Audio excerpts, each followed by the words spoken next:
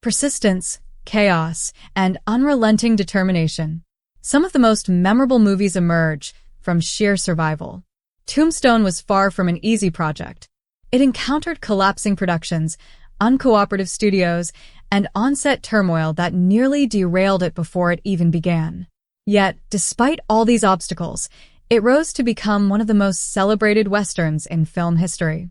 The drama behind the scenes was as intense as the action captured on screen. Power struggles, unexpected casting changes, and immense sacrifices all contributed to shaping this Western classic in ways most viewers never realized. Kurt Russell quietly took the reins. When the production began to unravel, it wasn't the credited director who restored order, it was the lead actor himself. After the original director was dismissed and the set descended into confusion, scripts were rewritten on the fly and the movie's tone shifted from day to day. Both cast and crew struggled to keep up. At that moment, Kurt Russell quietly assumed a leadership role. Without seeking recognition, he met with producers, reorganized shooting schedules, and collaborated closely with the crew to ensure the production survived. In effect, Russell became the true guiding force while George P. Cosmatos remained the director listed in the credits. He evaluated footage, decided which scenes remained, and personally directed the story toward its proper course. In interviews, Russell has downplayed his contributions, but cast members later confirmed his role was vital. Without his steady guidance, Tombstone could easily have ended up as just another forgotten Western. The original director was removed. What began with high expectations soon hit its first major obstacle. The individual initially chosen to direct wasn't an experienced filmmaker, but the screenwriter himself. Kevin Jarrah had crafted a script brimming with complex characters and dramatic moments, but when filming began, progress slowed to a crawl. Production schedules fell behind, tensions escalated on set, and the studio grew concerned. Scenes took far longer to shoot than planned, leaving the cast frustrated by the lack of direction. With mounting costs and morale slipping, the studio made a difficult call. Jarrah was replaced before the film even found its rhythm. This sudden upheaval caused uncertainty across the production, but it also opened the door for the unexpected leadership that ultimately rescued Tombstone. Kevin Costner attempted to hinder the film. Behind the resurgence of Hollywood westerns, a quiet battle for control was underway that most audiences never knew about. While Tombstone struggled to stay afloat, a larger budget western was in development, and its leading man wasn't pleased about the competition. Kevin Costner was producing his own Wyatt Earp epic, backed by a major studio. Reports from those involved suggest Costner actively tried to limit Tombstone's chances of success. He allegedly lobbied studios and distributors to avoid supporting or releasing the film, hoping to maintain attention on his own project. Despite these obstacles, Tombstone pushed forward thanks to independent funding and the determination of its cast and crew.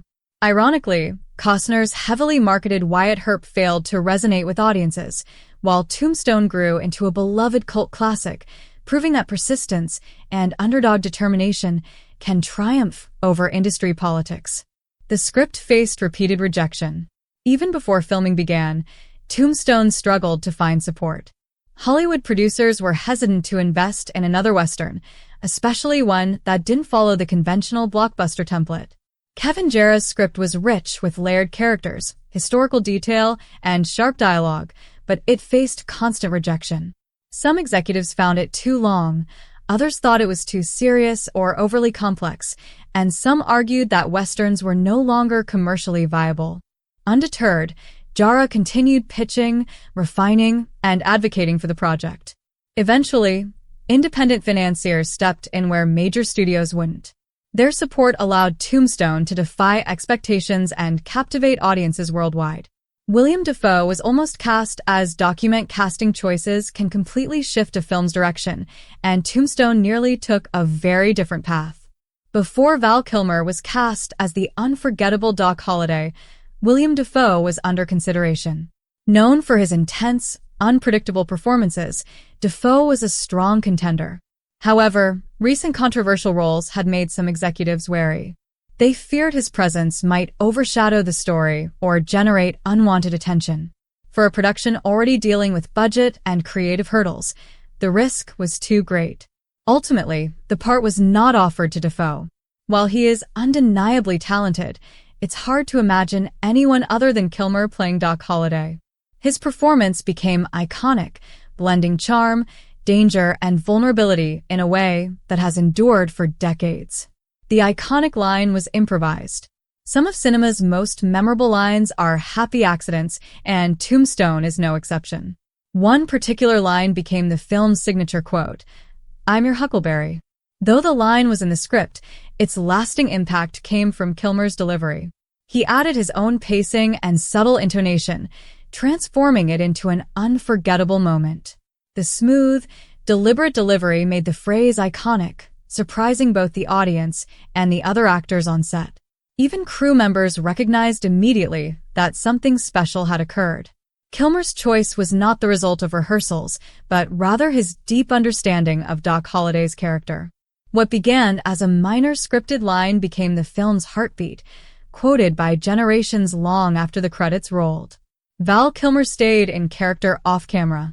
Some actors immersed themselves fully in their roles, and Kilmer took that commitment to a remarkable extreme. On set, he didn't just act as Doc Holliday during filming, he lived the character daily. He adopted Doc's frail posture, slurred speech, and distant demeanor even when the cameras were off. Kilmer kept his distance from other actors, avoided casual conversation, and maintained the mindset of a dying man, blurring the lines between performance and reality. This created an atmosphere that pulled everyone deeper into the story. He even isolated himself during lunch breaks to maintain Doc's sense of loneliness.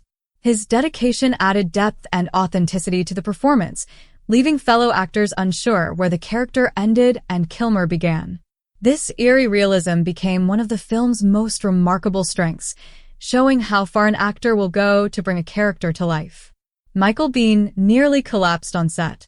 Filming in extreme conditions can push actors to their limits, and during the climactic showdown between Johnny Ringo and Doc Holliday, the production took a severe toll.